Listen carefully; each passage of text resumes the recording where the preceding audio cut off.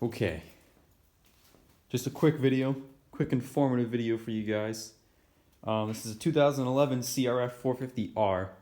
So all it has is just, well, this is a light that I installed. It's not hooked up right now, but it has a Triltec stator kit with the battery pack in it. So you have your positive and negative for anything that you're gonna need. So if you get that Tusk lighting kit or whatever, and you set the tail light and the headlight and your turn signals, that will run off that. That will do it. And I have that mounted in the air box with some zip ties, and then it just velcros across to help itself. That can be a whole nother video if you guys ask for it. But as far as the key, so as far as setting up a key onto a motocross bike, it's actually not hard. I overthought it.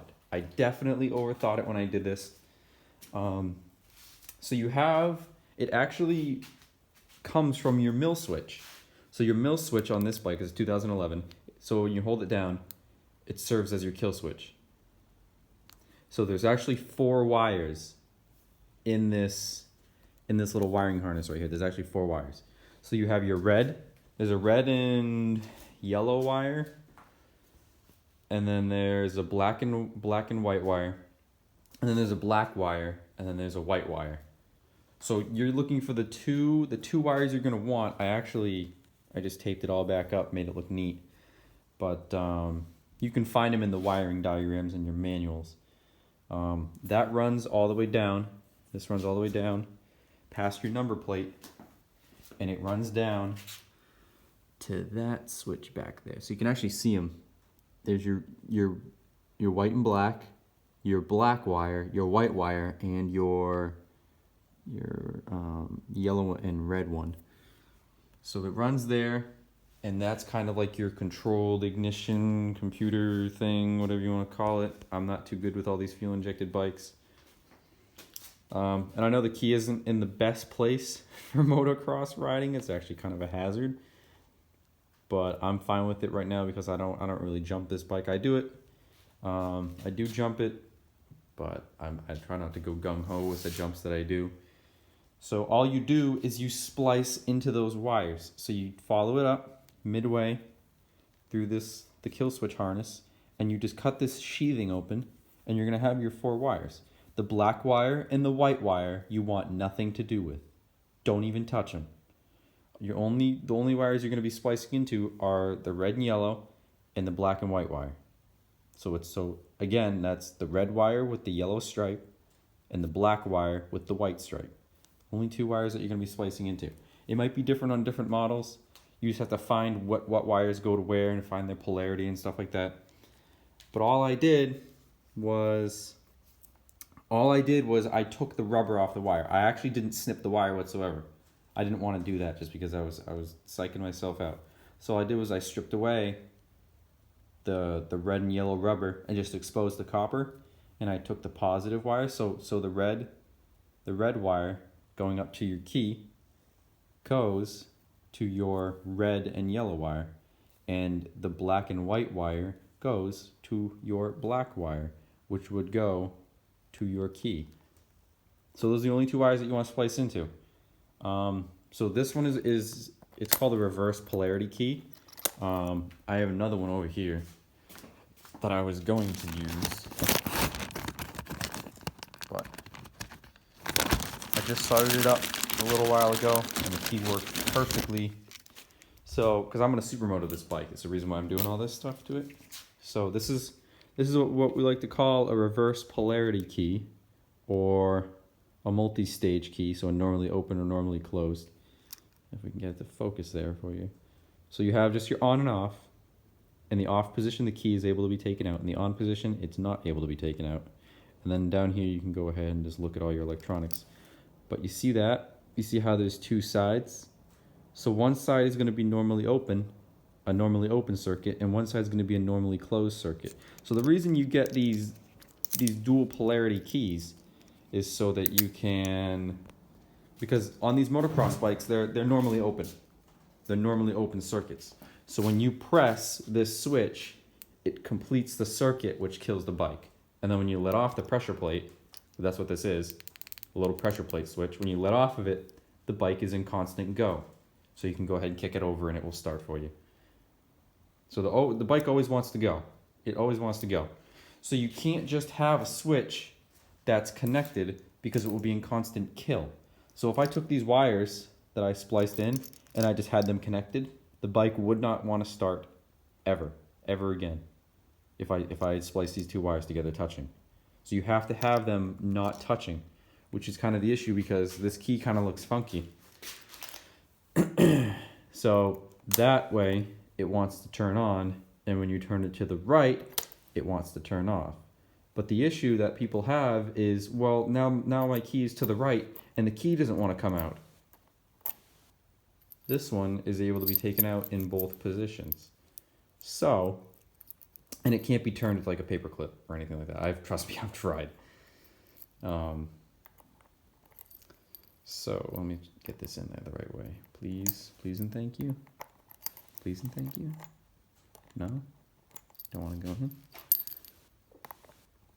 No? Why not?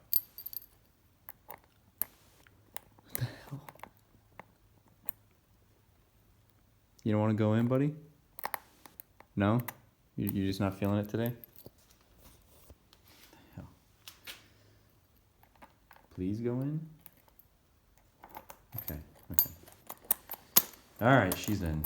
I was just overthinking how to do it. Okay. So this key is able to be taken out in both positions. So you turn it to the left, it comes out. Put it back in, turn it to the right, it comes out. So you don't really run into that issue with this key. I found it on Amazon. It's not exactly a Chinese company, I would say, but I don't know. It actually seems to be built. It's the exact same as what I just showed you on this key. So it has the both. I can freaking learn how to record here. It has the both polarities on it. Obviously you can't see in that because that one's not clear, but yep, it has. So you can actually see it engage. You can actually see it on both sides. It literally engaging the circuit, which is cool. But so I ordered that one. I was gonna put that one on the little DRZ 110, and I just haven't gotten around to it. But yep. So when I turn it all the way to the left, it wants to start. So I'll actually do that for you guys right now. I won't run it for long because it's cold out and the garage doors are closed. So yeah.